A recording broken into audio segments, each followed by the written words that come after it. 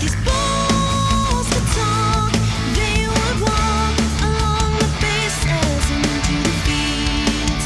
If these balls could talk with Mark and John and producer Pete.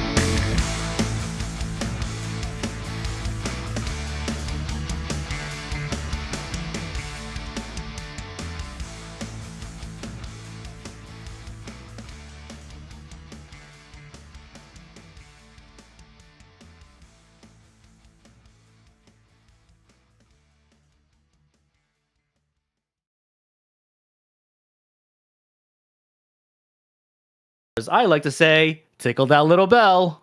Hey, Mark. I forgot to turn on the microphones. I'm so sorry. The microphones? I don't even understand what that means. So I need to do this all over? In OBX for the live stream. I'm so sorry, ladies and gentlemen. You couldn't hear us until right now. Oh, my brain is fried. We just finished our 100th episode, and obviously we're still learning how to do this. Apparently. So, hey, ballers, welcome to These Balls Could Talk, the podcast that wants to wish Yankees GM Brian Cashman a happy 58th birthday. Yay! Yay! Hooray. This is Mark, along with John, our producer Pete. We're getting ready to discuss the latest in sports, tech, and pop culture. If you like what you hear or see, please like us or hit that subscribe button. Or as I like to say, tickle that little bell. Don't tickle my bells, I'm Pete. tickling the bells. That's gross. That sounds worse Joining when it's us- plural. Joining us tonight is a man who is originally from the same hometown as Colin Jost, Pete Davidson, and Christina Aguilera, a.k.a. Staten Island. Wow. He also enjoys collecting Funko Pops and just wrapped a movie with Clayne Crawford, who is most known for his role as Dean in A Walk to Remember. Please join us in welcoming to the show for the first time, Mr. Sam Crow. Hey. Welcome. How you doing? Thank you for having me. Been looking forward to this, Sam. So Sam and I know each other from the reunion con, which we're going to get into a little bit later. We've actually never met in person. This is kind of the first time that we've interacted face to face. Everything else has just been through Messenger. But looking forward to this. It's very exciting, Mark. I'm excited for you. John, how you been? I'm okay. Jamie and I have ADHD with shows a little bit, and so we moved on to another one because I saw it. I think I saw it on like Chicago shows. For now.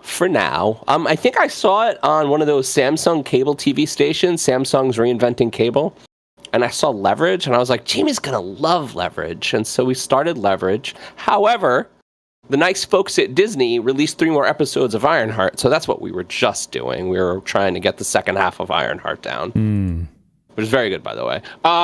Big news in the companion household. The reason we're taking 2 weeks off is I'm going to Mexico in 4 days. Wow. Olay. Hopefully it all goes well, knock on wood. And but I am looking forward to a week off because I had a stressful year. And I'm going to drink a lot of tequila. Like so much tequila, like an unhealthy amount of tequila, to be honest. Amazing. So, salud. Happy vacation. What's going on, Mark? Kickball playoffs are now behind me. Unfortunately, I did not win either of my leagues, but we're getting ready for summer league. It's actually a draft style, so it's almost like I'm a fantasy player, and so everyone kind of like drafts the kickball players like they would in a fantasy football draft, or like a draft of normal players for or like or like an actual sports league draft. Yes, but everyone is starting. Everyone starts from square one though, like in fantasy football. Well, not like our dynasty. Well, or like fantasy football, a league of sports teams where players need to join teams and play on them. No, but but there's people already on the team when they're drafting. Like they're starting from square one with here. Like expansion drafts. Is it an expansion Almost like draft? an expansion draft. Almost like all an right, expansion that's draft. better. My brain can process that. Pete, how are things? Are you still working till the midnight hour? No, but I did manage to get laryngitis like 3 days ago. I'm still recovering from, so excuse me, apologize. Good thing we're putting on a talk show. Yeah. Yeah. And man, this hit me like a day and a half after the 100th episode, so thank God that finished first. But no, things are going okay. I don't know if I mentioned in that episode, we got a roof redone big deal. So that's all finished now. It looks good. Just kind of working. When is the expansion slated to end? What expansion? For your business. Oh, Is that what you're talking about? No, my he's house. talking about a roof on your his personal house. roof. Yeah, your personal our own house got a roof. He finally gave in and decided he couldn't wait long enough for solar tiles. Really? Which was the plan, to put in solar tiles. Well, he didn't. Because they're expensive. Tesla ruined it when they were already expensive, and then they like tripled their price out of nowhere. So I'm not paying $90,000 for a roof. Well, people other than Tesla do it, but they're still expensive. Yeah, but they're supposed to last for like forever and a day. I know. Yeah, but I mean, this one also has a lifetime warranty through this company, and it'll probably outlast us living there. Are you still tied to the grid? You're never moving. Yeah, he doesn't have any solar. Yeah, I don't have any solar yet. Oh, so you just got a regular roof? I just got a roof. You got a regular roof. Yeah. No solar at all. No, not yet. Not even the panels. No, I'm sorry, I confused you so badly, Mark. I know, I was so confused. Just needed a roof. It's a nice roof. It looks really pretty, but it's just a roof. We are planning on doing solar eventually because it would be cool to have our own power supply. Should do offsite. Do not lease. And I know a place. I know a place for that. Yeah, but then what happens when the zombie apocalypse happens, and I'm like, yo, I got solar. I'm good. My offsite's not going to work anymore. I mean, you can go live with the goats that watch the offsite solar panels. It's true. How did we get True, there? I'm not sure. True story. Real tangent. pictures. Hey everyone, why did I stand next to the oven for 10 minutes? Why, Mark? Because my fitness app said it was warm-up time. It's time for warm up your balls. I don't really get that. It's not good. The jokes were getting so good, Mark, and now they're bad again. I know they've gotten a little worse. I think I got to fire your AI. Redo my prompt. I got to redo the prompt, I think. Anyway, during this segment, Pete will spin the wheel and will randomly select a question for our guest to answer. Are you ready, Pete? Not yet. Oh yeah. 1 second. Pete, another fun fact about you setting up, you're never ready. I actually usually am for this, but this time I was not because I'm just behind. You always say, 1 second. Oh, really? Let's explain the rules. Well, no, that's when I'm already ready. Then I still do it. All right. Let's go. Oh, are we ready to spin? Yeah. Oh, okay. Sorry. I'm so sorry, guys. I'm way off my game today. All right. So, Sam, if you could interview anyone who is dead or alive, who would it be? Ooh. I would have to probably go with Steve Carell. Yes. Okay. It took me a minute to process. It was like, oh, wait, dead or alive. Okay. I was like, wait. Steve Carell's dead? Okay. Now, would you rather interview Steve Carell or Michael Scott Michael Scott? I'd probably still go with Steve. Yeah. I want to get inside like his brain and how he came up with half the stuff he did, and I think that would be really good. Sam, have you met Steve Carell before? No, I haven't. Should get him to come to the reunion. I wish we could. I know, I bet. He's a very busy man. Well, he's doing a lot of work, and he right around the morning show, I feel like he did a really good reboot of his career and is very famous again, honestly. Yeah, I mean, he's taken off again, and I know he has another show he's working on with Did anybody watch 4 Seasons on Max? No, I haven't. That's his White Lotus style show, essentially. It's about friends that go to a hotel and get into trouble. It sounds like somebody who would excel, and he's just really talented. He is very funny. And also, speaking of the morning show, very, very easy to hate because he's kind of a good actor. Well, I mean, he's got, that show definitely showed his range, I think. Mm-hmm. Yeah. Because early on, he definitely played kind of like that same likable character, like Evan Almighty. He was supposed to be a likable character too. Well, it was like the improv-based comedy, right? That he was really good at. but definitely his role in the morning show. He's essentially the villain. or he's Is the villain. portrayed as a Yeah. villain. Yeah. But he's also the woe is me kind of villain that doesn't really think he did anything wrong until he like. Well, I don't want to spoil too much, but he played it very three-dimensionally, I thought. So Great actor. yeah, that is super cool. So Sam, you say there's a possibility that at this reunion of yours that he would be able to be there.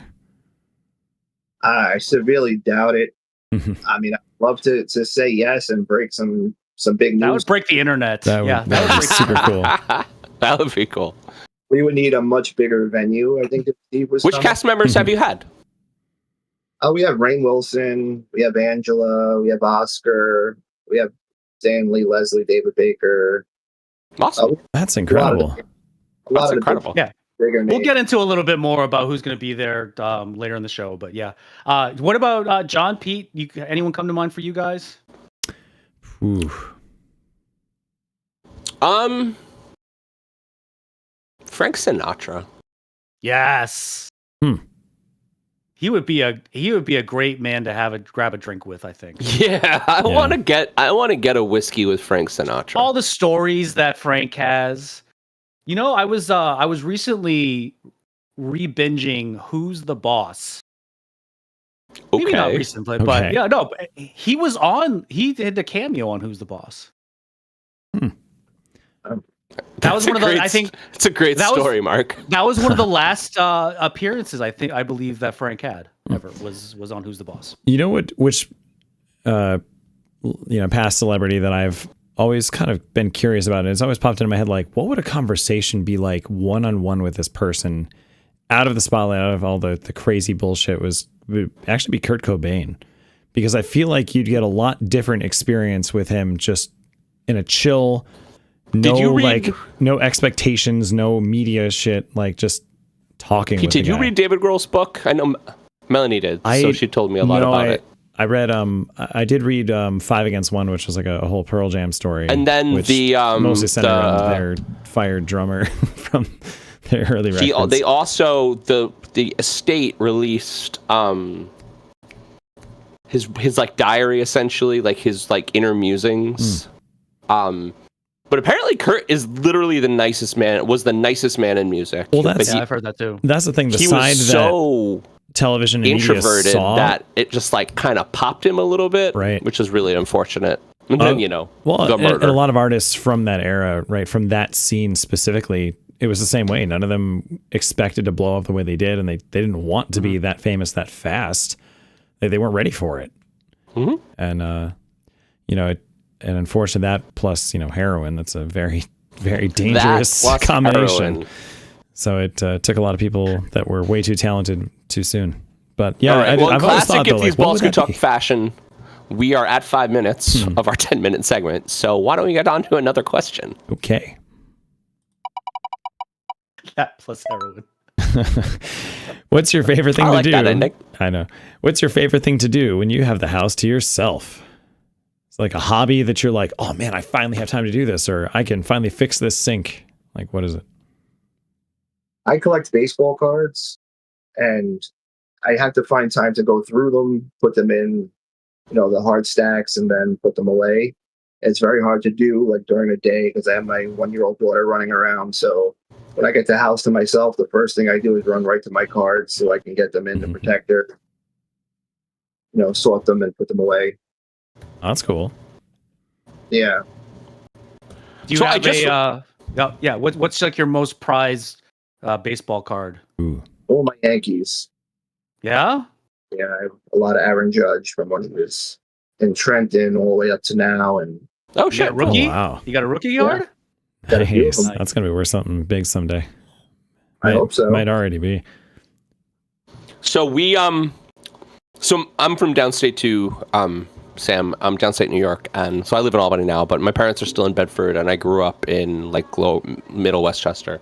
And so I'm like tie-based New York sports fan, Yankees, Rangers, Giants. But anyway, my mother, when they won in '99, decided that she was like, you know what? We're into baseball right now. I'm gonna like go all in on collectibles. And so she actually called Steiner Sports. She became a retailer.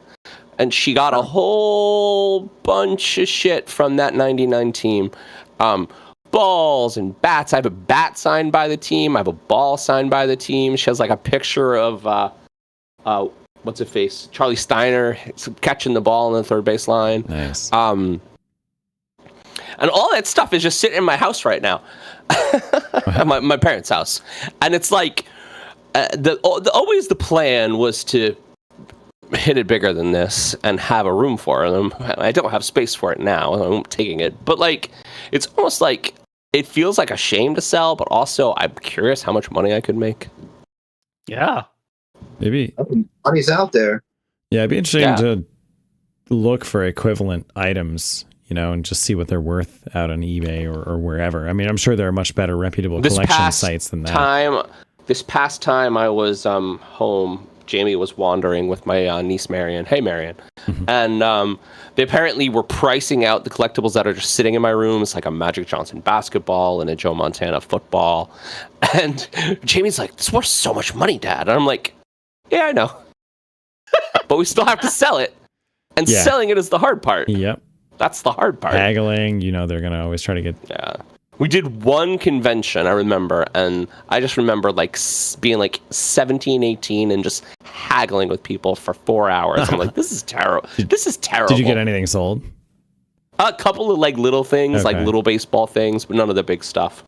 I had a question, Sam. I just ran across collectible card scanners, app-based collectible card scanners, and I thought it was the coolest thing. You just literally like drop a card to a camera that's connected to your phone, and it just like marks the card in a database and gives you a value, and just have like a running total, and you digitize your whole collection. Do you do something like that? Yeah, I use Collect. I've been using that for a little bit. That's awesome. Yeah, a lot of the newer cards, like, just not in there yet, so you have to constantly go back and add them in and check the value. That's a pain in the ass. Yeah, I wish it updated a little quicker. That's a lot nicer though than like, I remember the old guidebooks. I used to collect some cards around the early 90s from I forget what some of the brands, like Topps was one of them, I know. Upper Deck, that was one. There was one where I have like the full set of the 1991 NFL, but I don't don't remember what brand of card it is. But anyway, yeah, we used to get those books, right, that had all the values in the back. Yeah. Yeah. We also used to look at movie times in the newspaper. We did back in the day when we had to look up the movie times. One more question, even though we're out of time. I like 3. All right. What's your favorite thing about your current age? That's a hard one. I don't know. I guess wisdom. Wisdom would probably be the only really plus. Oh, yeah. If I knew then what I know now. Yeah, that's the only thing. We don't have fuck you money, and I wish we had fuck you money, but we do have adult money, and I really like adult money. I would assume all of us have more money than we had when we were 20 and dumb. That is true. So that is true. There's that. My first tax return, and I will share this, my first tax return I ever filed as an adult, I made $8,000 that year. I make more now. It sounds about right. I make more now. Did you have to file your taxes earning 8? I don't know. I just did what my crazy conservative father told me. He's like, you have a job, John. You need to pay your taxes. Yes. I just remember. Okay.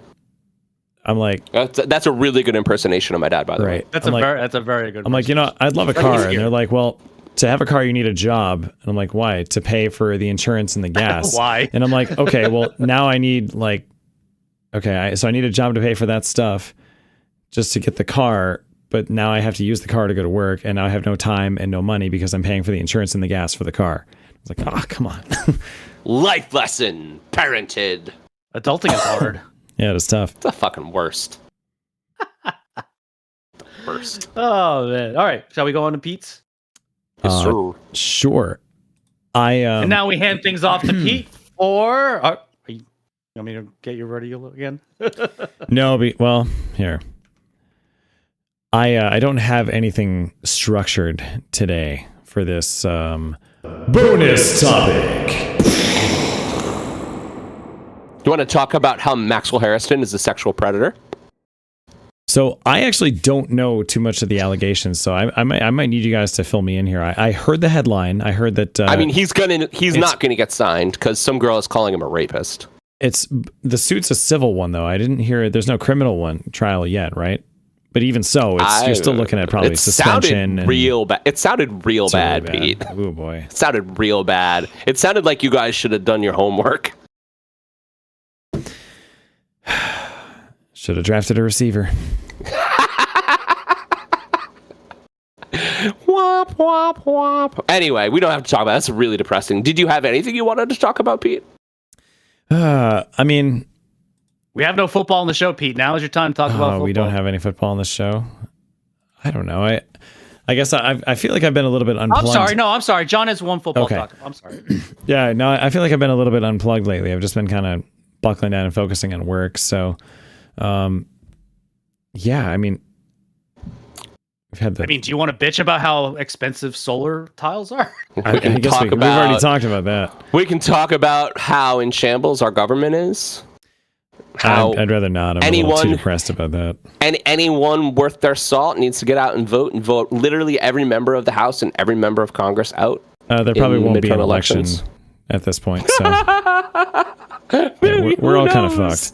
So it's fine. Who knows? Yeah, just, I literally heard a thing. Don't vote against your own self-interest. That's the only advice I'll give. Do your research.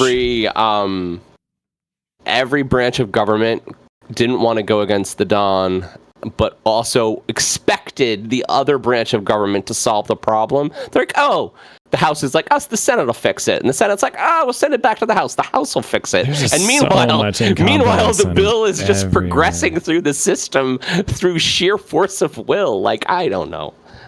Screws over everybody but the top, like, maybe 10%. And even then, it's like only the top 1% or 0.001% actually get anything good out of it. So how is that representing, something good for the nation? I don't understand. Also adding $3 trillion. I knew I get him spun up. Mark. I got you. The party of fiscal conservatism just added $3 trillion after cutting $900 billion from Medicaid and knocking 17 million people off of their health insurance and SNAP programs, and basically adding 50,000 deaths per year unnecessarily by policy. Projected out. $3 trillion added to the national debt. Who's the senator who in her town hall after this was asked to her, she said, well, people die. We're all going to die. No. We're all going to die. And then when she got in trouble for it, she doubled down on her social media, on her TikTok. She said, I didn't think I had to tell grown-ups that the Easter Bunny doesn't exist. I was like, what the fuck is wrong with everybody you, woman? in Congress? Jesus Christ. Regardless of party their healthcare needs to be exactly what the American people have as options, and they have to pay for it out of pocket. Well, it just shouldn't make you rich. I say this over and over again. That's very, very true. And there shouldn't be anything as a career politician, really. I agree. No. Because then you get this crap. Well, I don't necessarily blame all that on what's going on right now. We're in a situation right now where the same political party has all three major branches of the government and is in charge of the Supreme Court. So it's really not one party should have that much control. And it didn't even take them long to outmaneuver the Democrats, though. Right. It didn't even take them long. They outmaneuvered them in 8 years. Completely outmaneuvered. Well, the Democratic Party is a bunch of dinosaurs that need to go. So. Anyway, sorry, except Sam. For AOC, who's going to be AOC who's going to be the next president, probably, because her own party won't let her. No, government is a pendulum. It is a pendulum. The Democratic nominee 100%. for New York City mayor has half of the Democratic Party smearing him right now. They would rather lose that election, their party, than let him be the mayor. Well, those guys are in Cuomo's pocket. I'm just saying. I don't understand it. I don't understand it. I mean, AOC drove to New York and gave him a hug. I saw that reel. Yeah, I just don't understand it. They're so. You see the one where she's sitting in the Senate people. and she's just like drinking her water and swimming though. There may be. Yeah,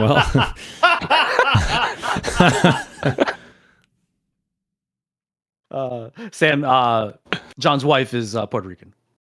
Pete's wife as too, is because they're mine. sisters. So I also love Latin women, or a Latin woman specifically. I will say. I love Latin women. Sorry, Mel. Okay then. All right. We would like to thank one of this week's fake sponsors, Stash Cap, a baseball cap with secret pockets for gum, mints, or tiny mysteries. Stash Cap. Tiny mysteries, Mark. What are the mysteries? What's under the brim stays under the brim. Oh no. All right, everyone, shall we kick off this shindig? Hell yeah. Yes. I still so want I to know did- what the mysteries are.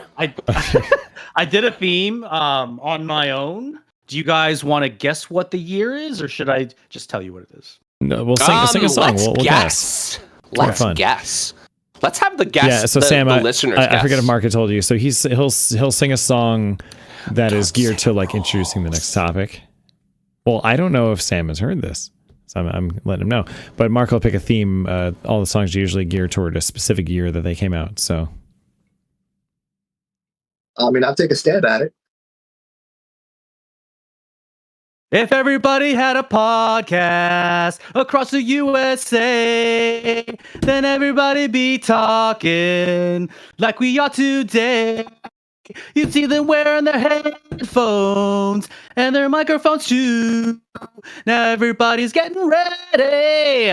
First topic today. Rest in peace, Brian Wilson. all right. So anywhere from So- 1967 through like 1985. So Gotta it's be a show that That It's a show that debuted on NBC more than 20 years ago and experienced a resurgence when it came to Netflix and now streaming on Peacock with superfan episodes. Needless to say, the show The Office has charmed and warmed our hearts as they follow the persons, paper people of Dunder Mifflin. Then in 2022, it was decided to gather a group of former cast members at the Meadowlands Expo Center in New Jersey, and Reunion Con was born. Next month, it will return to New Jersey on August 2nd and 3rd, and Sam and I will be there to ensure that this is the best one yet. So, Sam, tell us why people should attend Reunion Con. I mean, it's just a good time. Fan of The Office and not a fan of The Office, everybody's guaranteed to have a good time, and the people there are all cool and welcoming, and a lot of celebrities walking around, and Do you have cosplayers? we do. We have a cosplay Absolutely. Fuck contest. yeah. First year, a little kid came dressed as Kevin Malone. Oh, that's so His good. Father shaved the whole middle of his head, Oh my god. an oversized Wait, suit, it gets better. It gets better. Okay. walking around with a big bowl of chili Yeah. with he had the tissue boxes on his feet, and during the parade, Brian snuck up behind him and said, "Identity theft is not a joke," and dropped the mic. Oh man. That's very funny. That's so good. My that reminds me of my kid was Dwight Schrute for Halloween last year, and he did it perfectly. Like it was like the costume looked good. Like he had the yellow shirt with the tie and the pants and the glasses, and I'm like, something's not right. And then I took his hair and I went, whoosh. I'm like, there you go.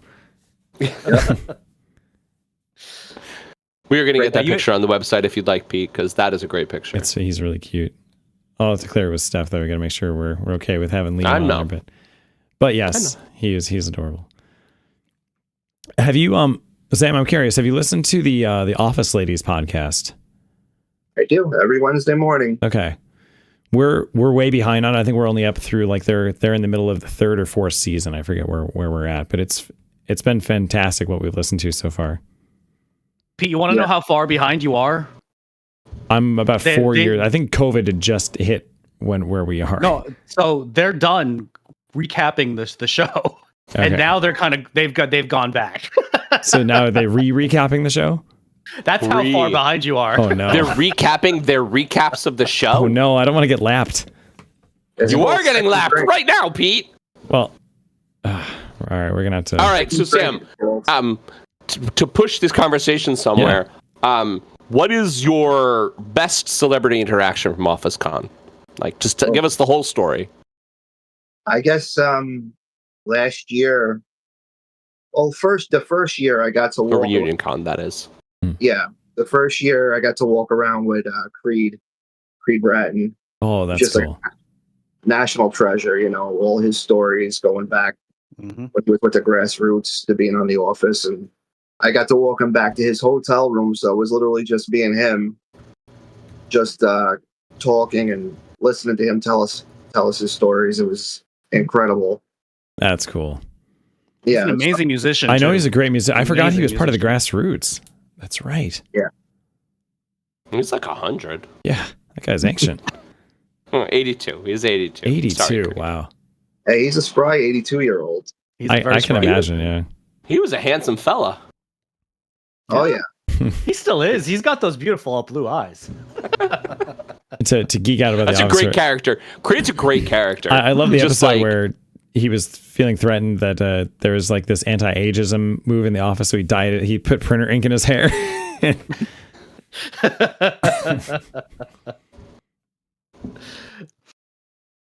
Oh man, that's so I love cool. I love the blog that he had too, and it was just a Word doc. Creed fella. Creed thoughts. Yep. That's so cool. So What's what, your thoughts are there any about... I was going to ask him if there are any like insider things from the production of The Office or something behind the scenes that like most people wouldn't know, or maybe haven't even been shared on the Office Ladies podcast that you know. You don't have to tell us what it is, but like, have you heard stories, obviously, from someone like Creed? I've heard stories that I can't repeat. Yes, yes. A lot of the fun stories are shared at the hotel bar after the convention. I believe it. Yeah, the after parties. where People just are got it. a little looser. People got to sign up. Love it. Personally, I'm looking forward to. So I haven't done this since the first one. So I missed Rainn Wilson and I missed Angela Kinsey. So I'm very excited to see those two. The other thing is, so in 2022, we were still kind of had some. We still had to deal kind of with pandemic stuff. So there were certain, like Kate Flannery, she wanted to observe the space and whatnot too. So we had to pose kind of set like away from each other. So I'm hoping that I can actually get up and close and personal with her this today. But yeah, that sounds weird when I say it like that. it does. It does. I mean, you can just like hey, what's up? One of those. All right, we are at time. Final thoughts, boys. I love The Office. Love it. Print. You should come down to New Jersey I on was gonna August say 2nd it. and 3rd. How much are tickets to this thing? Listen, Pete, I got a promo code for you guys. It's balls10, get you 10% off. Well, there you go. Fuck yeah. Fantastic. All right, I love it. Sing me a song, Mark. Oh wait, actually no. Before Mark sings the song, your mic is doing that thing where it's getting garbly. Mark's mic. Probably. Yeah, Mark's. All the time.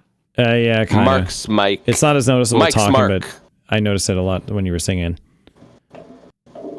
Grr. Gerbil. Gerbil. Stay on after the show. We'll fix it. Sorry, Sam. The live stream is a lot looser. We edit this down nicely for the actual podcast. Well, the transitions at least. I think I'm I think I'm singing a little bit too directly into the mic too, especially when I get louder. Jesus, Mark. Yeah, Mark. Come on. Be a professional. I'm gonna get loud on this one. Ready? Go for it. Well, shake it up, baby. Yeah, shake it up, baby. Next topic. Come on, baby. Now, come on, baby. Come on and work it on out. Working on out. Ooh, ooh, ooh. You know, I think I know the year. Go ahead. That Yes. was the last song in Please Please Me, which was the debut album of the Beatles. So that was 1963. Ding, ding, ding. Wow, Correct. That's old, man. Winner! I didn't know the Beach Boys one was that old though. I thought Sam was right. We were somewhere in the 70s. Wow. I know So, they're good as friends we of the Beatles, like- by the way.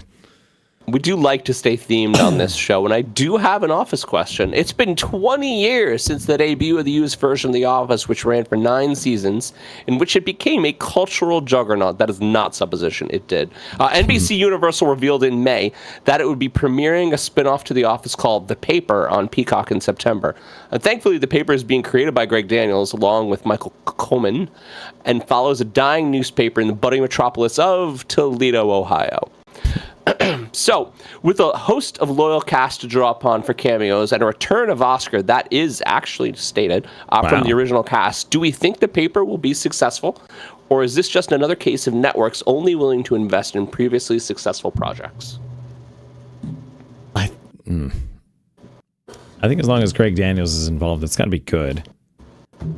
I think that Greg Daniels makes it legitimate, right? That's not an overstatement. Not necessarily. Greg Daniels and Steve Carell were involved in Space Force on Netflix. I liked Space Force. I thought that was really funny. As hell. I did actually. Did you watch I liked Space it Force? too. I enjoyed that show. I liked it too. Steve Carell and that voice that he had too was kind of funny. That must have given him a headache doing good that TV. voice, I was hoping for a second season of that. John Krasinski has stated, and John Krasinski is a pretty big star, but he stated if Greg asks him to come back, he'll come back. Oscar's in the show. Oscar asked if he said that Oscar Martinez would move to a bigger city, so he gave him the big metropolis of Toledo, Ohio, which I think is hilarious. Bigger than Scranton. But it is the idea that the show premise is that the same crew that filmed the documentary of the Scranton office is filming now about this newspaper. So kind of the same theory with a little bit of connective tissue. But do shows like this work? I mean, it depends, right? Frasier worked. Frasier was a spin-off of Cheers. Yeah. Frasier did work. That's true. So- but, I mean, spin-offs don't always work. They don't. Spin-offs don't always work. There's another But they critical guy that I was trying to remember his name, and I just found it. He's the one that created St. Dennis Medical, which I also very much enjoy, and it's very much in the spirit of The show is Office. very It's funny. really funny. I don't like that show. You don't? There's something about that show I do not I like. really think it's funny. But that's Justin Spitzer, and I know that him and Daniels work together to make The Office. Is Spitzer involved at all in this spinoff, or he's probably too busy doing his own thing? Okay. Daniels is doing it, and That then would have been the Coleman has magical another. team. Then I Coleman, would have said Coleman this is not related to the old show at all, but he has a lot of credits under his belt. I'm assuming that Greg Daniels has just chosen who his other producers are going to be. Yeah, Well, you know, all the other people that worked on The Office are too busy because they're so famous now. I know, right? That's what happens when Mike you make Schur. a good show Mike for Schur's 9 all seasons. over the place. Sure. Oh man, I don't know. Sam, have you heard anything about this show? Just what you guys stated, that Oscar was on it and the premise of the show. I'm hoping to maybe get a little more info in about 30 days. When I see Oscar, hopefully give me a little inside information. Yeah, Sure. Yeah, inside I'm sure he'll information, be I like excited that. about it if it's in the works. Yeah. But other Will than that, you? Are you excited about the show in general, like as an Office fan? of course, Absolutely. Greg Daniels, I'm sure they probably handed him a blank check, but I'm sure he's All Yep. the money he'd like. I'm sure he wouldn't put it out there with his name on it unless he thought it would be successful. And really with the name of The Office, honestly, right? Because it sort of does, even though it's not connected, it's connected. Yeah, that's There's a lot of risky. there. I just hope it's as funny with the heart like The Office had. But I'll Yeah. be tuning in. Hopefully, it works out. Yeah, me too. I'm excited about this one. And who So knows? we don't know about any other former cast members that are either on the show or that will potentially be making cameos. At least All they I haven't been heard announced yet, right?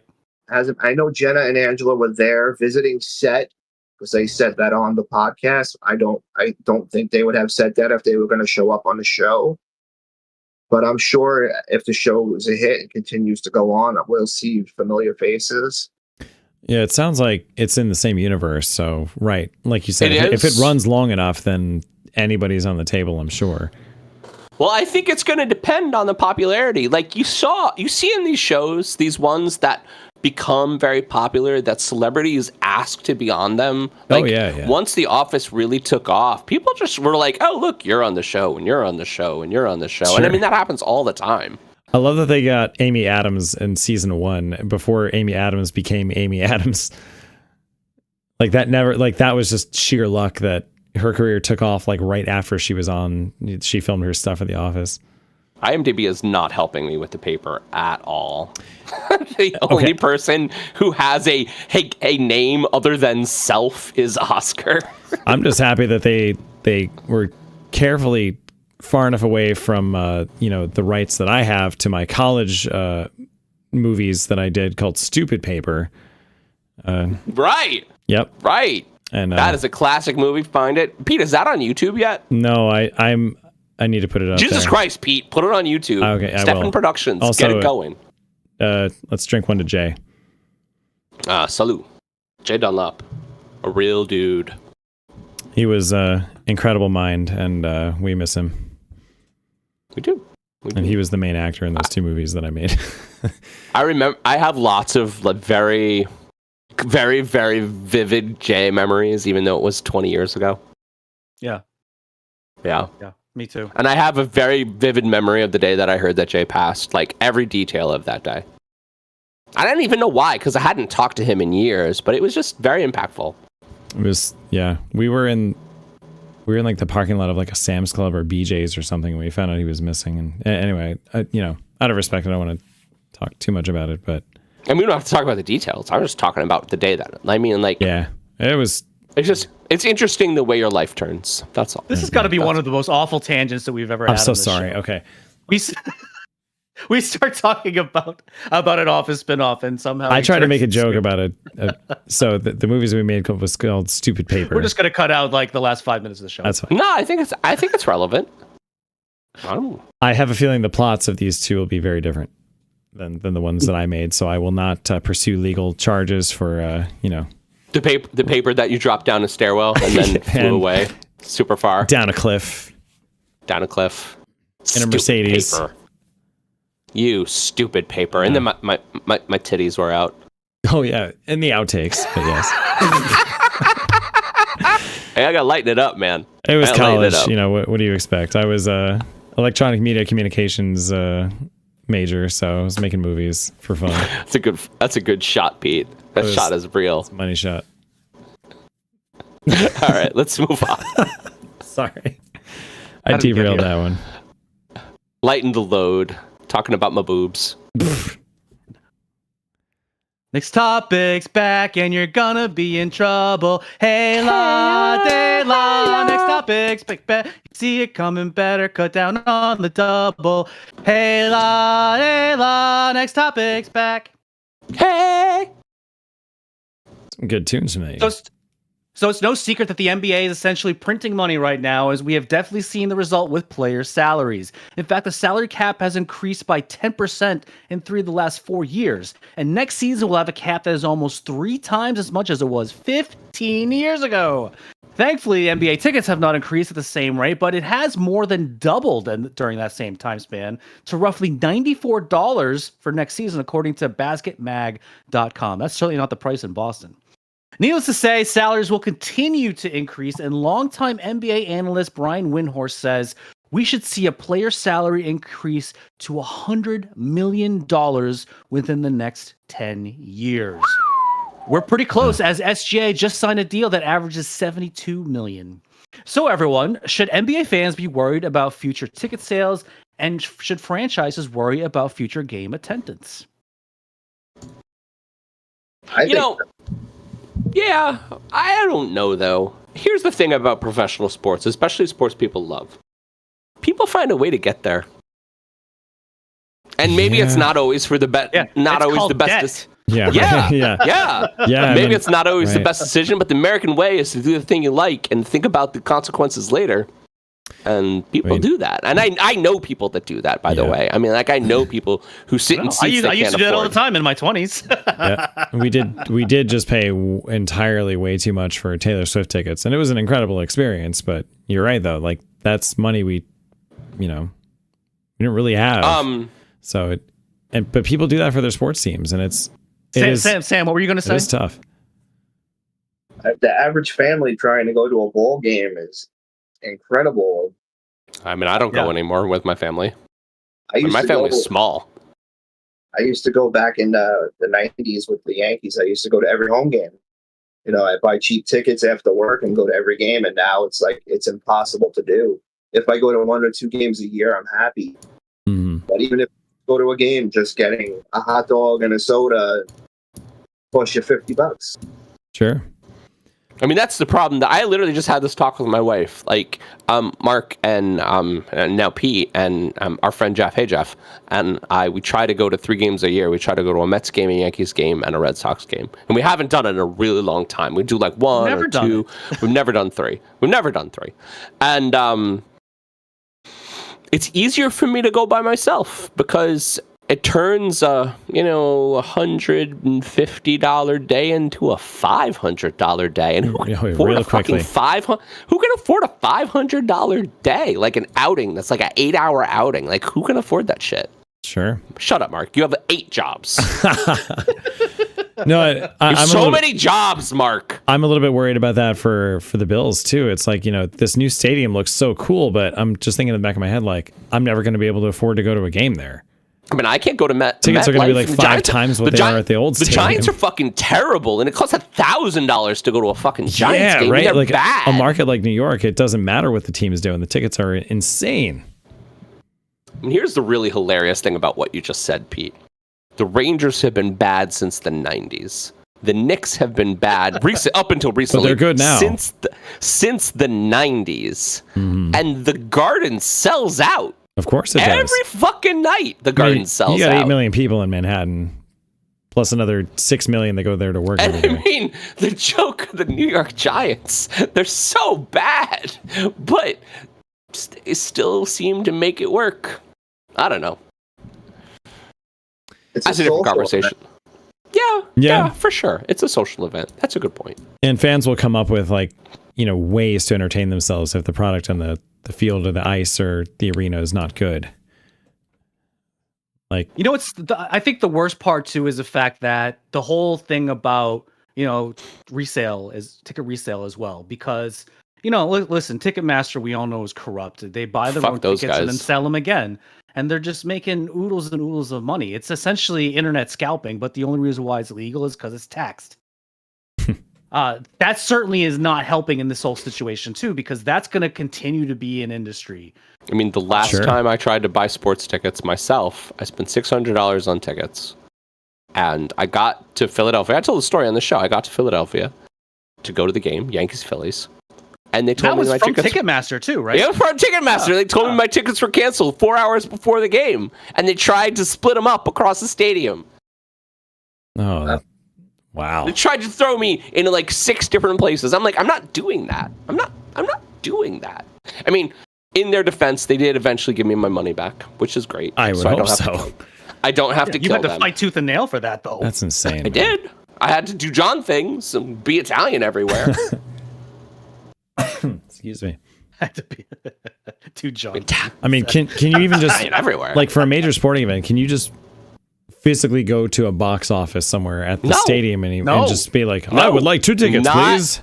Not anymore, Pete. All the tickets for all the things worth going to were sold out before that time. I still remember as a kid going to Go ahead. I was going to say, I still remember as a kid going to a Bills game in '91 when they were, during their Super Bowl stretch, and it was, you walked into the box office, the tickets were $35. I have this story about Yankee Stadium. I walked in, I went to Yankee Stadium and I was like, we're going to get good tickets. I was like with my parents. And we like, give us the best tickets you have. And they were $95 and we sat literally next to the dugout. I was just like, I'm so close. I'll take the finest tickets you have, please. Yep. So this is what's also gross. In 2010, the salary cap max was at $58 million. That was the NBA cap? For an entire team. Wow. For an entire team. And now you got one player making 70-something million a year. Yeah, there's like a dozen players now that make more than that. Wow. Yeah. I mean, NBA the rosters are a lot smaller, right? So that cap can be smaller. There's not 30 people on the team. Yeah. It helps. Well, but NFL teams have 50 to 53. 53, excuse me. Paid, and then 48 dressing. But yes.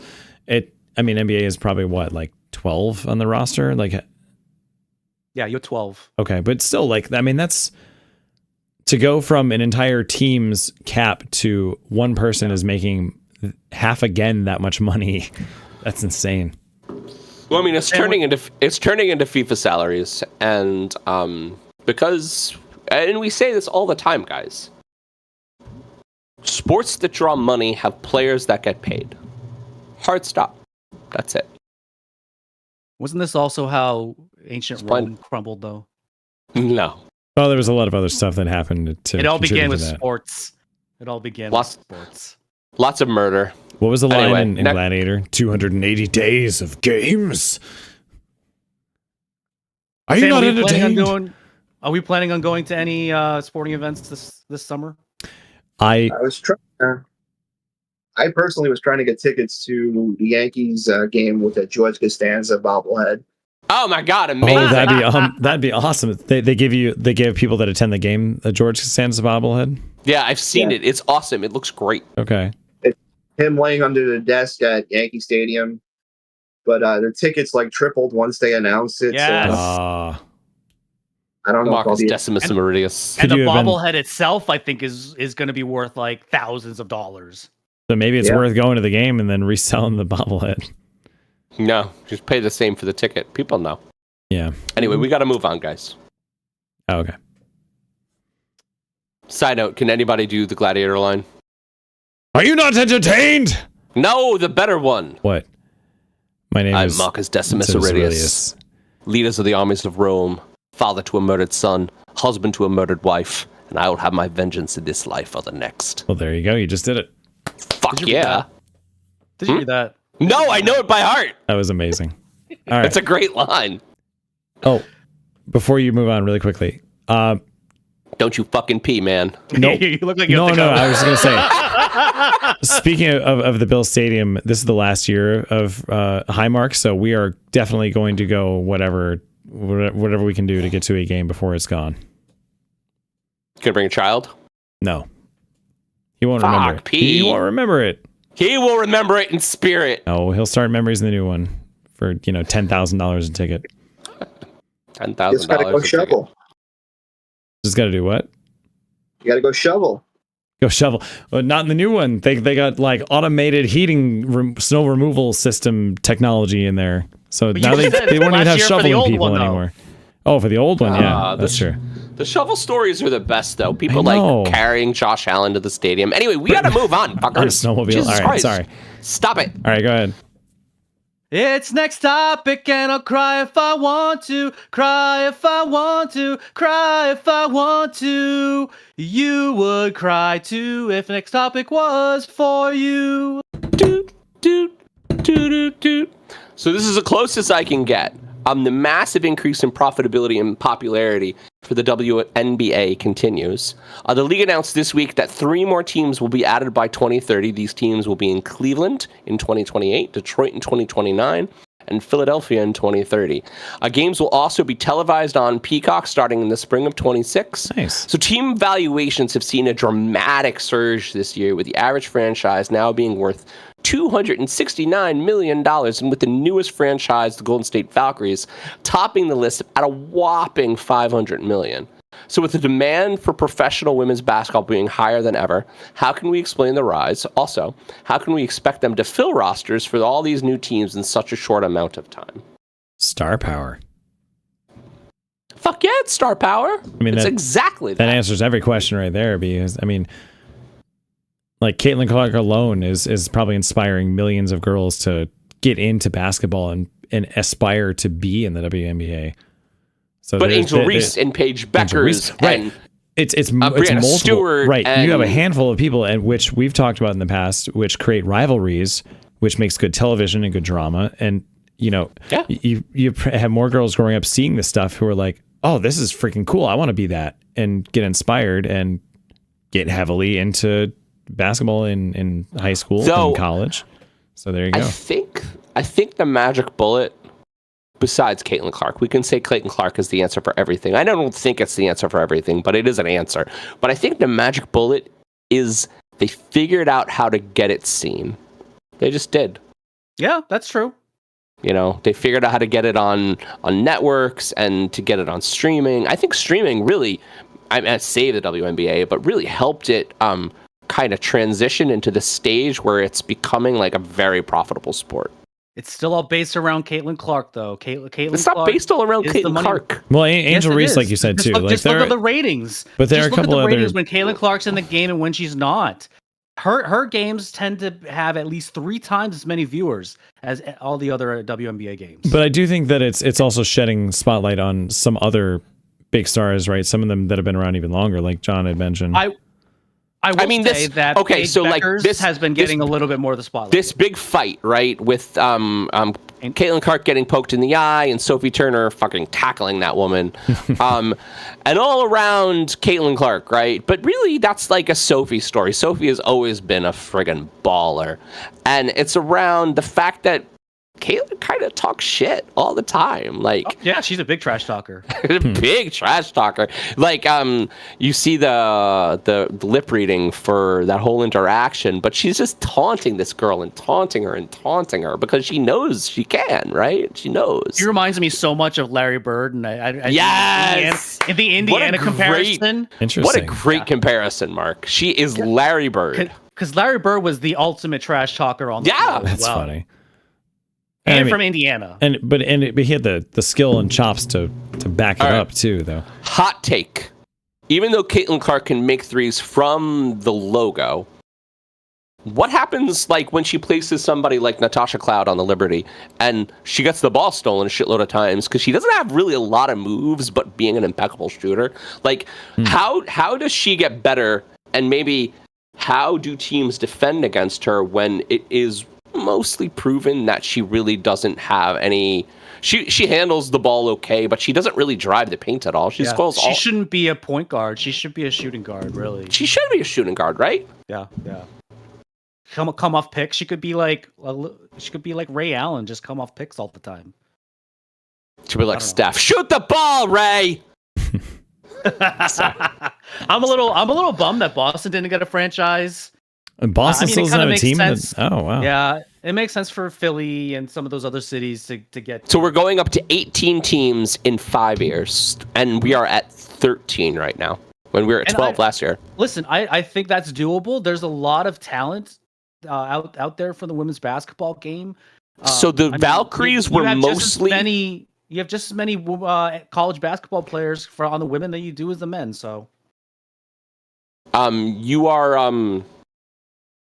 The Valkyrie were mostly manned by an expansion draft, or womaned. They were mostly filled by an expansion draft.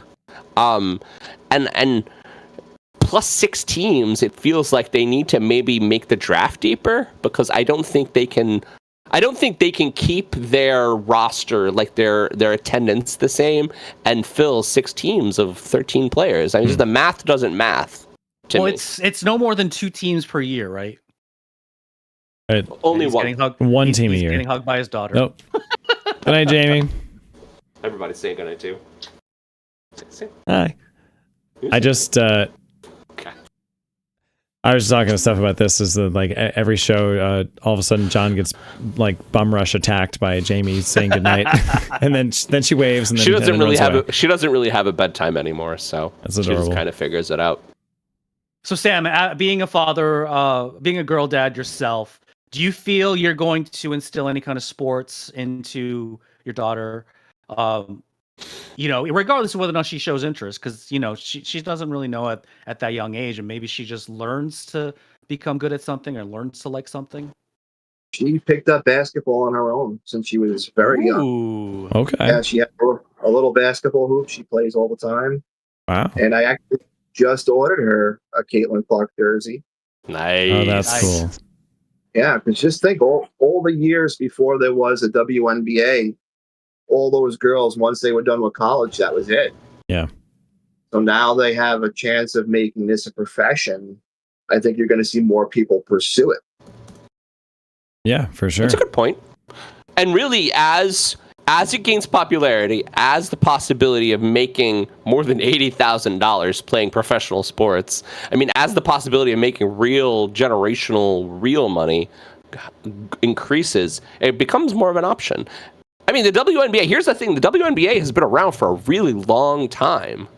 I mean, comparatively. 25 years. Yeah. Almost 30 years. Wow, but- that long? Yeah, long time. But it's like, really most only of our exploded lives. in the last 4 or 5. And I probably contribute. The college game became really big before the professional game did, and that was the place where all That these helped. really like journey players, these players that everybody, these household name players, they all came from college. And I think the question we had last year of whether or not Caitlin Clark would choose the WNBA to push the game, I think that's what she chose to do, and I think that's the right choice. And I think that definitely helps, for sure. Yeah, you mentioned, the college popularity. I do remember there was like a couple of years ago where the NCAA tournament, people were more interested in the women's tournament than the men's almost. And that'll translate to the pros for sure. Yeah. And one time. One person of note that is probably going to take the WNBA storm by storm next season, not this season, is Juju Watkins on USC. Yes, she I think is going to be the next. She's going to be the next big thing. She's good at sports. Mm-hmm. Here's another fake sponsor: Clip Trip Travel Hooks. Whoa. Hang anything, anywhere, especially where you're not supposed to. Clip Trip, because gravity is optional. All right. I fell into a burning ring of fire. I went down, down, down, and the flames went higher. And it burns, burns, burns. The next topic. Also a ring of fire. So, unfortunately for Pete, we're going to talk about basketball again. That's It has been well documented on the show that my team is the Celtics and John's is the Knickerbockers. The Celtics are under new ownership, and it's fairly obvious that they want to just lower costs and lower the luxury tax as they trade away Drew Holiday and Kristaps Porzingis, ultimately saving them about $180 million in luxury taxes. Now, the Knicks have made a decision regarding their head coach signing the experienced Mike Brown, but no big roster moves yet, although they may be signing Jordan Clarkson. With a fellow Knicks fan on the podcast tonight, I wanted to ask how we feel They about signed our Jordan teams. Clarkson. That's done. They actually did? Okay. Yeah, I wanted to ask how we feel about our teams next year. So, everyone, how do we feel about the current status of the Celtics and Knicks? Well, on the Roommates podcast, Jalen Brunson and Josh Hart have approved of Jordan Clarkson's fit, so they think he has won the fit challenge. That's a great pickup. Sixth man of the year in 22, I believe. Pete, they give out an award for the best sub. That's called Sixth Man of the Year. Okay. Jordan Clarkson, I think last season he averaged 16 points off the bench, which is really fucking great, honestly. Wow. He's kind of big. He can handle the ball. So like there'll be ideas where he'll be there scoring without Brunson, but also maybe with Brunson. I love it. I love Jordan Clarkson for the team. They also hired. They just signed a big man from the French national team, and I don't remember his name, but I will look it up. That's a big thing right now. Is the Frenchmen are invading the NBA? Like in the drafts this year, did I see? What was it? The top within the top or the first round? I think there was 5 Frenchmen that were drafted. Gershon Yabusele. Gershon Yabusele. I think that. See, I don't want the Knicks, and we'll see if Sam agrees with me, but I don't want the Knicks to go and do something dumb. I don't want them to go and trade Hart and a bunch of picks and maybe go get Giannis for 1 or 2 seasons and just, like, overreach. I think they're so fucking close. They're so close to being... So what do they need? They need more subs. They need Jordan Clarkson, honestly. Jordan Clarkson is a great pickup. Fucking great. I think you need another big man. I really do. I mean, they just need to fucking let Mitch play, right? Sam, they gotta let Mitch play. Yeah, I mean, our biggest problem in the playoffs this year, I think, was the bench. I think the starting 5 was gassed by the end, and picking up, more bench players. I would like to see them maybe even go back and try to get DiVincenzo. Get Dante back? My I love- paisan. I I love love- Dante. Love that. Yeah, That's a great idea. 2 years in a row, right? The Knicks playoff hopes are kind of dashed from just lack of depth and fatigue. Well, so in this, and they got one round further, right? They did, But yeah. in this series against the Pacers, the idea that the Pacers play 7 to 9 deep. They're all young. Uh-oh. Just lost Sam. No, he's coming But back. they're got all him back. young. There he They all run, and the Knicks play 6 deep, 7 deep, and they don't run. I mean, there was just no way. There's no way. Yeah, that's... And then we lose that first game on that lucky fucking bounce. Hmm. Motherfucker. Jesus Christ. That shot changed the whole series. if you I ask will me. kill you, Mark. Mark's slapping him maniacally over there. I will kill you.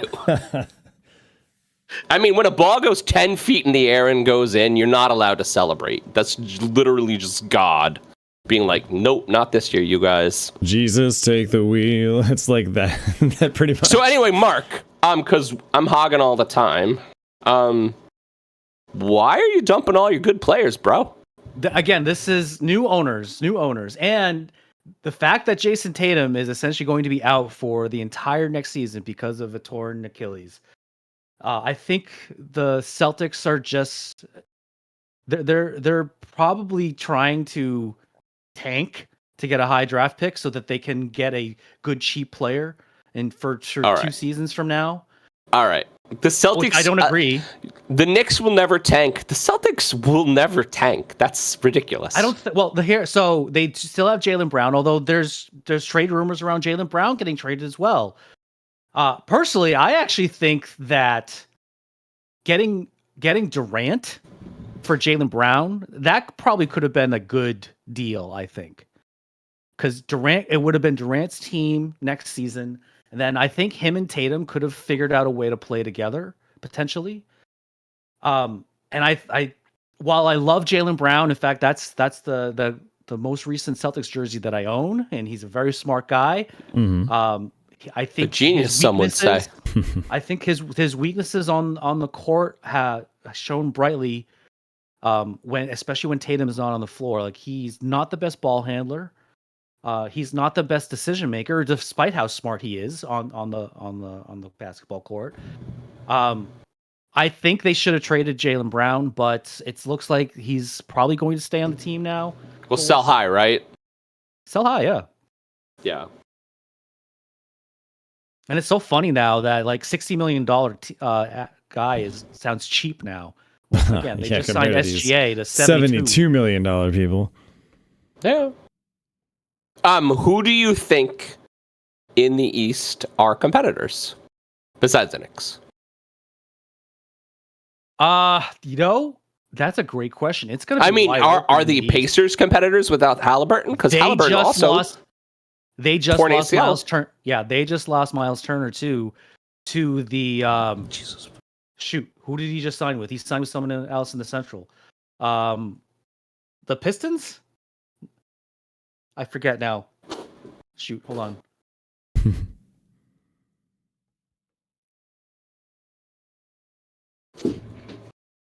Stop looking it up mid-sentence, bro. All right. Does You were doing Siakam- something. You were doing something. I was looking for the ant that's trying to kill me. What? There's just an ant crawling on my foot. I can't find it. It's annoying me. Oh, that is I'm annoying. gonna keep my feet up. He signed with the Bucks. Excuse me. He signed with the Bucks. Can't stop. It's a live show, Mark. Jesus Christ. You can edit. You can edit all that Meanwhile, out. John Make it sound is it was- pausing it to was fight an smooth ant, trying to transition. kill him. I wasn't pausing. I wasn't talking. True. So not even the Pacers, and yeah, Halliburton is out too. But the Pacers seem to do okay without Halliburton. In It's the a playoffs. Siakam They're uses certainly voodoo. not.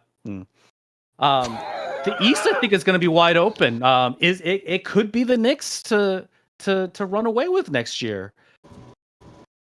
We'll see what happens with Mike Brown. Mike Brown is a decent coach, and he does very well with star players. And Jaylen Brown is definitely a star player now. So we'll see. Jalen Brunson? What I call? Yes, Jalen Jalen. Brunson. Did I say Jaylen Brown? You did. Jalen Brunson. Yeah, we'll see. Well, John, maybe we'll catch a Knicks game. I want to go so fucking bad. So I heard before this Mike Brown signing, which actually I'm very happy about. I think Mike Brown will work out just fine. He's a great coach. I heard that they were talking to Dawn Staley. Which I was like, I think that Nolan is too much of a narcissist douchebag to hire the first woman head coach in the NBA. But she's literally the winningest women's head coach in college history. She has like a 80% win percentage. So I thought that would have maybe been cool.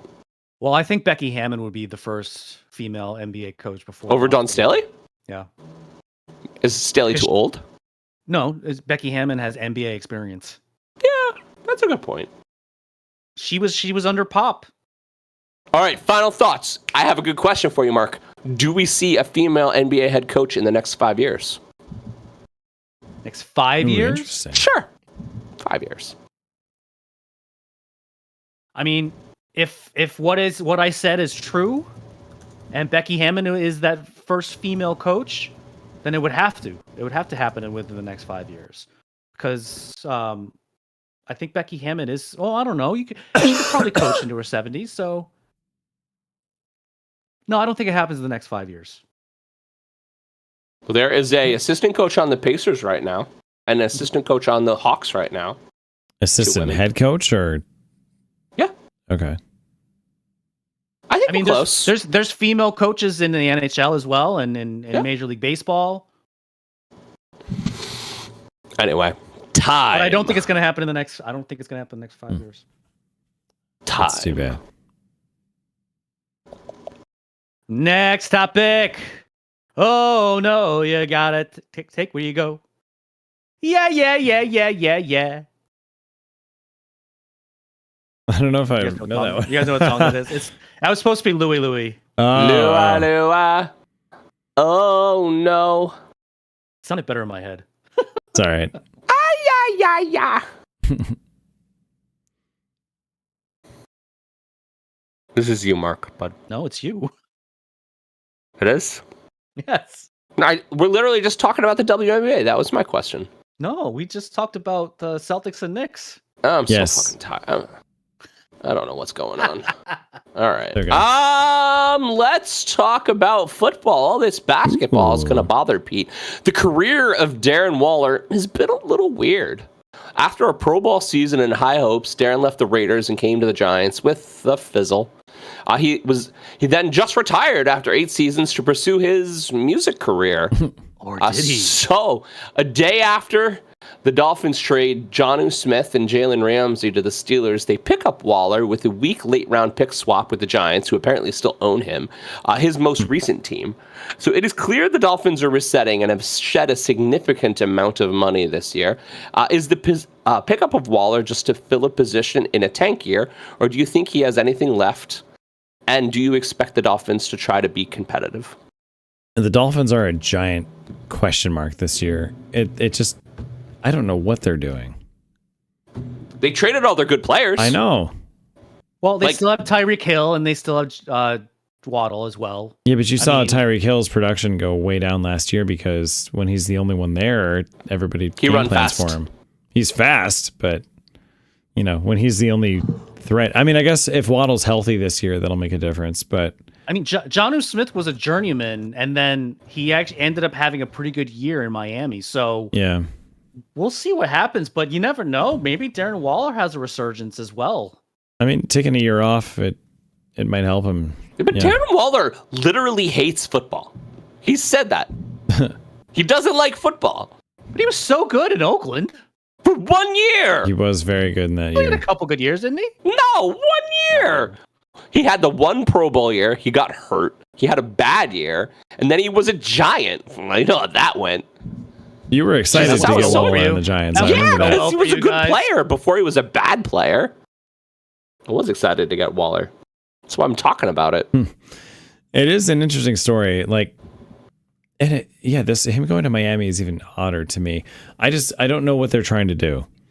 It seems like they're both trying to compete and give McDaniel one last hurrah and go at it. But at the same time, it seems kind of like a setup to fail tank roster. So I have no idea what they're doing. I mean, losing Jalen Ramsey and Waller is a mistake. Yeah, and Right? Waller could be either way, like you guys said. He could be well rested and put on a great show, do a great season, or he's just old and done and should have stayed retired. And we won't know until the season gets going. Can a team win without a top tight end? Yeah, the Bills have done it for like 40 years. I mean, granted, the Bills sucked for like 20 of those years, so maybe not.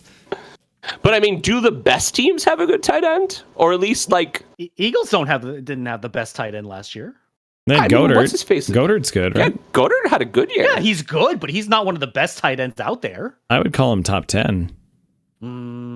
Well, top 10. I mean, that's 10th, the difference between top 10 and the best. I would argue you need to have 32 teams, Mark. Yeah. That's pretty good. Right. Top 10 is pretty good. Well above average tight end certainly helps because it opens up a lot of things.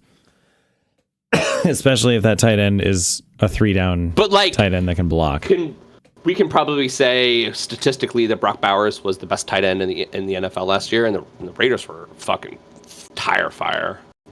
Well, I mean, mind that. Brock Bowers might be the best receiver in the NFL. Yeah, that guy was amazing. He came out of nowhere. Yeah, it's true. He did. He did what everybody expected. Do you remember your tight end's name? I can't remember my tight end's name now. His name is Kyle Pitts. I know he's a disappointment. Kyle Pitts and Dalton Kincaid on the Bills. Like Bowers came in and did exactly what the Falcons and the Bills were hoping to get out of their tight ends that they drafted way early. I have a real question. Whether or not to keep Dalton Kincaid on my dynasty team, by the way. I have a real question in dynasty this year. Now that Derek Carr is retired, do I try to pick up a quarterback in the first round, or do I go with my original plan to pick up the best tight end available? I think it depends on the strength of the class. You have to look into it. Depends if you think Joe Burrow's going to get hurt. Joe Burrow always gets hurt for at least a little bit. I can't pull a Pete. Pete went balls out the years he played. He was like, I have one quarterback. The rest don't matter. I just YOLO'd my entire season on Pat Mahomes. I'm like, if he's hurt, I'm done. So whatever. Sam, do you play fantasy football at all? I do. Yeah. We have a family league. Oh, nice. Oh, nice. Is it redraft every year or is it a dynasty one? It's redraft every year. We play a redraft league that I run and then a dynasty league that our friend Rick runs, and we're all in the dynasty league. And the dynasty league is intense because none of the good players are available. So you're trading draft picks. Sometimes you're multiple years in the future. You're invested in the draft, and so I have to make a choice because I have some players aging out. Like I picked up Kelsey to win the championship last year, and I did. And he helped, but now I don't really have a top tight end. Like I have, what's his face, Mike Gesicki. I'm trying to make Mike Gesicki work. And you've been trying to do that for like 8 years. No, but he did really well in Cincinnati. He finally has a quarterback. Yeah. But I also have Derek Carr as my backup quarterback, and Derek Carr retired. He's done, asshole. Yeah. So I need to figure out. My third quarterback right now is Tommy DeVito. Amazing. Really? Tommy Cutlets. Tommy's not going to play. There's like 100 quarterbacks in New York. John loves Tommy Cutlets. Loves. I mean, he has a shirt. If we got him. He was wearing the shirt today. Steph and I got him a Tommy Cutlets t-shirt. So I went to. By the way, I went to an Italian festival last weekend, and I wore my Tommy Cutlets shirt. I literally was going through my shirts, and I was like, "This is the one." Amazing. It was amazing. And it's totally got the gabagool, like the hand sign too, right? Well, the Italian salute, gabagool is a different thing. Gabagool that is a different thing. Right. I'm mixing that up with what Jameis Winston is now yelling in. Jameis Winston just likes the word gabagool. He thinks it's fun. He says it all the time now. He does a double celly with Tommy now because he's a fun dude. Okay. John, when you said Italian festival, that just made me think, did you go home to your mother's? Is that what you... No, an actual festival. That's what I picture an Italian festival to be, just a family get together. No, those are less interesting these days. While we're on the Giants, actually, Sam, I got a question. Are you more excited for Russell Wilson or Jameis Winston to start the season? Jackson Dart. Or Jackson Dart, right? I probably want to go with the young kid, see what he can do. Yeah. So the other two, We know what they are. But you got to admit, Jameis Winston is a hell of fun to watch. I'm excited for good and Jameis bad Winston at the same I'm time. excited for Jameis Winston to throw to Malik Neighbors at least 30 times a game. Yes. Guys, they all can't play quarterback at the same time, right? Well, you say that. 2015, game 1, play number 1 of the NFL season, opening day. The 2015 Bills, Rex Ryan was the coach, and there was a quarterback controversy in that training camp. They're like, is it going to be Matt? This shows you how bad the Bills were in those areas. Matt Castle versus Tyrod Taylor. And they never announced who the starter was. In the first play of that game, both of them came out there on the field and did the first play. And Matt Castle was under center. Tyrod Taylor was lined up right next behind him as a back. Castle pitched it back to Taylor, who then like faked a throw and pitched it to LaShawn McCoy, and it ended up being like an 8-yard loss because what the fuck are you doing? But it was hilarious. It was Rex Ryan literally trolling everybody, which is hilarious. How did that work out for Rex? How did that work out for Sexy Rex? It worked out about 24 games before I got fired. I'm a consumer whore, and the first time that Jackson Dart in rookie minicamp, I'm not getting ahead of myself, but the first time he took a snap, he flipped the ball in his hands, and he threw a bomb. I was very excited. He's so cool. I want to be his friend. It is fun to watch that young prospect. You just like, what do you got? Like, are you going to do this? Do you look the part? He looks when John like, gets a man. I love when John gets a man crush on someone. He looks like an NFL. He looks like the guy who plays an NFL quarterback in a movie. Anyone who can throw accurately looks like the guy in shorts and in half of your pads and a helmet in training camp. Does he look like the guy in week 1 of the NFL season? We're 3 months in, and he gets a little spooked. He has a little bit of trouble making decisions fast, which is why he's not going to start week 1, because he's having some trouble with NFL speed. Right. Like, Josh Allen gets out there and I'm watching this and I'm like, I'm still in the why the fuck did they draft Josh Allen mode, because everybody thought he was going to be terrible. But then I watched him throw in a game and I'm like, I've never seen a ball leave someone's hand that fast before. Like, that doesn't look real. And I knew something was special. And then he jumps over a fucking 6'5" linebacker. I'm like, okay, this guy's awesome. It's going to take him a couple of years, and sure enough, it did. But Russell be fine during the transition. I hope you guys have those moments though with Dart where you're like, you see those signs when he starts, and you see those couple throws, and you're like, okay, this guy's really got something. Like, it's going to maybe take a year or two to put it together. I mean, he can throw a country mile. He has a gun. Mm-hmm. I don't want him to get spooked. I don't want him to if they throw him in too fast, he's going to get his ass kicked too fast, and that's going to be a problem. So I just take your time. We don't have to win this year. It's not necessary. 8 games. Because you're not going to. Fuck you. Time to go. How many times must we talk about sports before you call bullshit? The answer, my friend, is the next topic. The answer is the next topic. That was brilliant. I love that. Really good, Mark. So we're witnessing the June swoon in the Bronx, as recently mentioned as last week the best team in the AL. Is now currently tied with the Blue Jays for first place in the AL East. Actually, that may have changed because I think I just saw that the Blue Jays beat the Yankees. With the MLB trade deadline coming up at the end of the month, the Aaron Juggernauts are most likely going to be buyers. But you never know. The Red Sox, since they've already given up on their best hitter, maybe they'll just decide to dump more salary and trade away all their free agents that they. We really need a third baseman. Can we have yours? No, because we gave him to San Francisco. No, I want your one. So everyone. What should the Yankees do prior to the MLB trade deadline, and what team should the Yankees be scared of? Third baseman. We need a third baseman. And, by the way, I think the Anthony Volpe experiment is over. I'm tired of him. Aww. That's sad. I think Aaron Judge needs to tell him he's not his best friend anymore. I think it just needs to fucking happen. Because, here's the thing, and this is the reason why the Dodgers beat us. This is the reason why the Yankees struggle. This is the reason for the June swoon.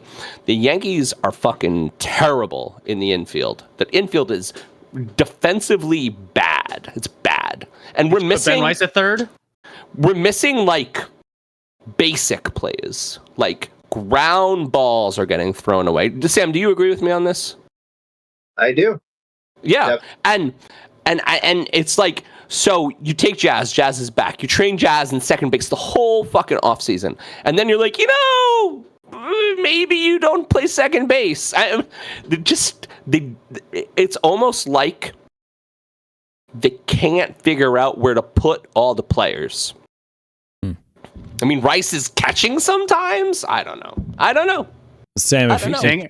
Are you saying Aaron Boone's a terrible manager? He is a terrible manager. all right, Sam, if you were a manager and we're gonna make a trade, would you make a big move at this point or not, or other No, smaller the Yankees need to buy the best third baseman available, the best one. So I got some names for you. They got Eugenio Suarez, third baseman on the Diamondbacks, and Nolan Arenado, third baseman for the Cardinals, are potentially going to be available. Yeah, that's fine. There's also a third baseman on Colorado, Ryan McMahon, as well. That a lot of people are saying that might be the top third baseman, even though he's on Colorado. No, Sam, I have a real question for you. Do we bring up George Lombard Jr. and make him take some reps for Volpe? Yeah, I don't know what they're waiting for. He's been ripping up AAA. But the Yankees need to make a big move. They need to shake things up. Even the lineup, I think the lineup is done completely wrong. Teams are just walking Judge now, and it's been hard to watch. We were just swept now 4 games by the Blue Jays. I mean, I don't know what we're waiting for. Because Aaron Boone is a terrible manager. Yeah, that's unfortunate. And I do see the Blue Jays have taken first place in the division. Trade Stanton. Yeah, Just trade just Stanton. get rid of him. Just release him. Just go away. Go away, Giancarlo. And I mean, we can't just get rid of G, but maybe we trade him. Would anyone want that contract? Nobody would want that contract. No. The Yankees would have to eat 90% of that contract. I think. Oof. Probably. They I wouldn't- think small He's more- solutions. Go ahead. I'm sorry, Sam. You he's talk. more productive than DJ LeMahieu, and there's some reason keeping him on the roster. Yeah, At he was least, really good 5 years ago. Yeah, Stanton hit a home run a night or two ago. I can't. DJ, I don't know what they're doing with him. They're just overstacked in the infield, and they don't know where to put anybody. And most of our, like, thank God for Paul Goldschmidt. Like, thank fucking Christ for Paul Goldschmidt, because there would be more errors if Paul Goldschmidt wasn't the first baseman. There would be. Yeah. I mean, our second baseman is now playing for Detroit. I mean, I still don't know why we got rid of Glaber. And We Jazz, talked about that last week. Jazz is playing out of position. So, I mean, a third baseman kind of fixes a lot of the problems in the field, and you need sure hands, and we need a right-handed bat. Nolan Arenado sounds like to be the guy because he's not only a good bat, he's an excellent defensive third baseman too. I think that's the solve. Straight up. We got to hope Cashman does the right thing here. And I mean, maybe Gil comes back and we fix the Will Warren problem, who got fucking shelled last night, because Will Warren is a problem. What about Dustin? Is he still sucking it up, or has he decided that he wants to pitch again? No, everybody sucks. Everybody sucks. Everybody sucks. I mean, we've lost like 24 games in June. Oh my God. Swept by the Blue Jays. I mean, the Blue Jays are a good team. You got swept by the Red Sox this month too. I mean, it's not looking good heading into the Subway Series. I mean, luckily the Mets have been struggling, but the Yankees have to shake things up. I mean, Devin Williams can't be trusted with the ball. Weaver's hurt. We just can't trust Devin Williams in the 9th inning, literally at all, because they probably should have won that game last night and he fucked it up, even though they got shelled. They scored 9 runs and they lost. My God, be And better. They showed heart. They were down 8-0, battled all the way back. Judge hit that dramatic home run. I said, all right, here we go. And then as soon as I saw Williams come in the game, I said, all right, well, we lost. Didn't even need to watch the game. I mean, This fucking kid, man. That's gotta be the funniest thing I've ever heard. His ERA is probably 100.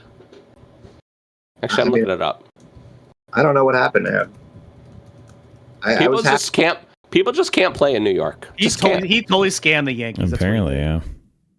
He was reliever of the year in the National League for like 4 seasons in a row. In a row.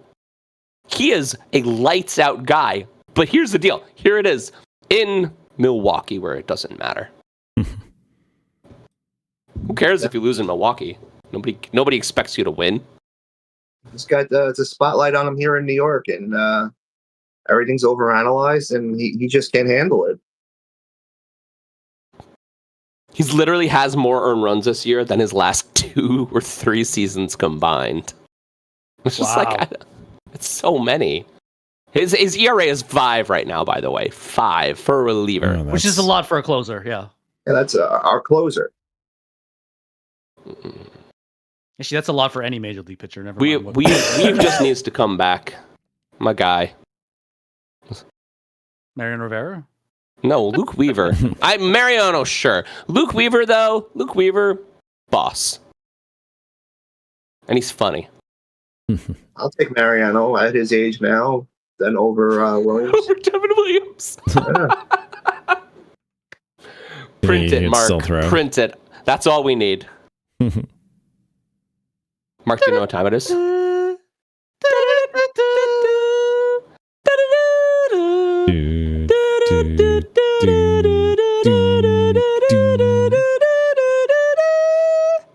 It's the final topic! Lovely. Lovely.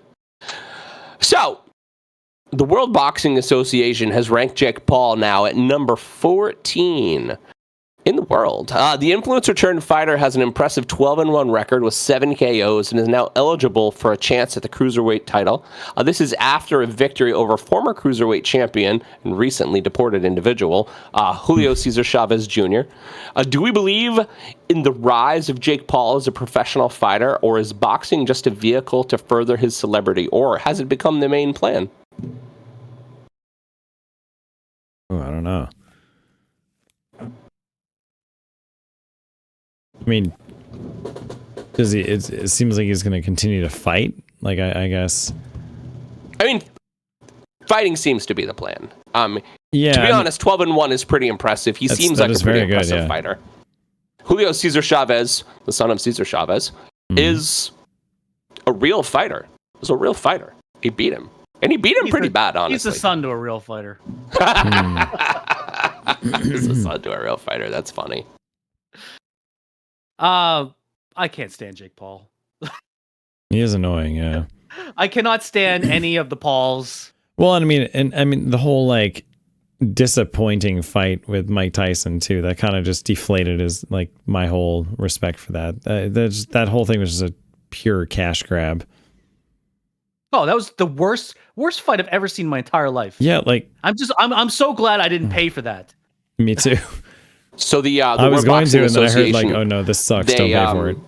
It also didn't stream well, but they also they teased that if he did well in this fight against Julio Cesar Chavez, that they would rank him, and they did, and they ranked him pretty high, honestly.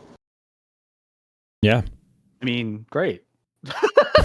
I mean, if he actually starts fighting real boxers, let's see what he can do. Did you hear that Tyson Fury is going to come back too? Like I didn't even actually realize that Fury retired. Apparently, he's coming back for another fight though. How old is he? Okay. I don't know. Younger than we are. And younger than Mike Tyson, hopefully. Tyson Fury is 37. Definitely younger than Mike Tyson. Tyson Fury is a bad essentially, man. yeah. Tyson Fury is essentially is the last great heavyweight. Okay. Side note: Tyson Fury is 6'9". He's gonna kick Jake Paul's ass, but Jake Paul is not a heavyweight. He's a cruiserweight. Yeah, they're not in the same. Yeah, they're not in the same weight class. Which is another odd. Yeah. That's so well, obviously this topic flopped. So let's talk about Julio Cesar Chavez getting deported, because that's interesting. Sorry, This recently happened. Mark told me today that he got deported. Yeah, I think that picked up by ICE. yeah. Yikes. Do we feel like with the current political state and the state of ICE and the state of deportation, how many more professional athletes are going to get picked up? Because there are a lot of foreigners. It depends on the color of their skin and what they've been saying. There's on social a lot media, of brown which is foreigners. Really scary. This is a weird. This is something it's really that disturbing.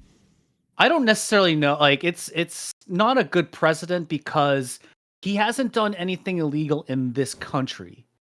Right. He has an arrest warrant in Mexico, right? He has an arrest warrant in Mexico. So what? We're just going to now just like deport anyone with any kind of potential crime in other countries now? We're essentially... Aren't like 90% of the recent extradition. detainees by ICE not actually committing any kind of violent crime, That's or a another lot of them story. any That's crime another at story, all? So, I mean, story. there's that. So I don't So think the it matters. The Mark. LA Times says that Julio Cesar Chavez has links to the Sinaloa cartel. That's interesting. Yeah. But I mean, can you Stuff believe? happening in another country? Can Stuff you happening in another even? country. Can you even Yeah. believe Allegedly. anything? Can you believe anything now that is said, or even theoretically partially proven by the internet? Not really. That's a loaded Not question. really. It is a loaded question. Especially considering this show is streamed on the internet. You can't believe So it. that- You know what I mean? I mean, you can't trust us. I mean, I've been AI since like season 6, so I'm getting really good with my AI prompts, by the way. Melanie asked me for a plan for her summer, and I told ChatGPT it was a life coach and made it write it, and it was really good, actually. damn. If you tell ChatGPT, not pro tip, but a tip that I've found, if you tell it the perspective you want it to take before you tell it to answer a question for you, it makes it better. I've heard that, and people actually get more information out of it by kind of almost tricking it in that way as well. Yep. You just be like, you are this. Answer me like this. Right. You can also tell now, I ran across an article today on like a real legitimate website, like I'm going to say like a newspaper, and it was filled with, you know how AI likes to pop little emoji symbols into sentences? It was filled with that. It's filled with little emoji symbols. I'm like, well, this is fucking AI. I still haven't really used ChatGPT at all. I've used some AI stuff at work, but more just built Jesus, into Pete, like. stop being old, bro. I mean, okay, I've used Cattery as an AI machine learned based method of doing a few effects and nukes. So I've used that in my job as a VFX, artist and Engineer. supervisor. But yeah. But that's about it. That's my extent of AI. What about you? What about you, Sam? What do you think of all this craziness? Like, have you? Yeah, we use it a lot. Okay. Personally, I use it for my daughter. If she has like a favorite photo of her that we take, I have it turned into like a coloring book, I just that's learned cool. about Okay. this. and I print it out and she'll color in a photo of her and whoever. And I witnessed, I work in a hospital in the trauma department, and I watch doctors and nurses use it constantly. Yeah. To chat GPT and Do they use it for diagnostics? sometimes Some they'll- are, yeah. Oh wow. There's a whole thing about with mammograms, AI essentially reading the mammogram, in addition to having it a human being kind of watch over it as well. But they're saying that AI is getting almost as effective as human beings for detecting breast cancer. Yeah, I did hear they've caught a few extra cases that they wouldn't have caught already. I think, right? Man, Hooray for It's just boobies. gotta learn. It's Well, just yes. gotta learn, right? All right, we're at time, Mark. So that has been our topics. We will be Alright. off for a bit, but we will be back in 3 weeks with our friend Darren Witzgall. In the meantime, you can catch up on our old episodes on our YouTube channel, www.youtube.com/@iftheseballspod. And don't forget to subscribe to us by tickling that little bell. Tickle, tickle, tickle. We would like to thank our guests for joining us tonight. Thank you, Sam. Thanks, Sam. thanks, Sam. Thank you, As guys. a remi- As a reminder, if you haven't bought your ticket for Reunion Con yet, you can use the code BALLS10 to get a 10% discount. Hope to see you there on August 2nd and 3rd. You can also follow or like us on our socials at If These Balls Pod on X, Instagram, Facebook, Threads, TikTok, and Blue Sky. Our website is www.iftheseballscouldtalkpod.com.